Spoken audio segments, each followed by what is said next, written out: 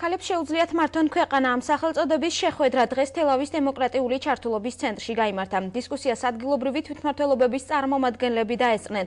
პროექტის მონაწილეებმა ტრენინგზე ნასწავლი თეორიის გამოყენება პრაქტიკაშიც განახორციელეს. შეხვედრაზე პიარ ტექნოლოგიებზე, საზოგადოებასთან ურთიერთობაზე, ადვოკატირებასა და სხვადასხვა აქტუალურ თემებზე იმსჯელეს. ღონისძიება მუნიციპალური მომსახურების ასოციაციის ინიციატივით გაეროსა და სიდას მხარდაჭერით განხორციელდა.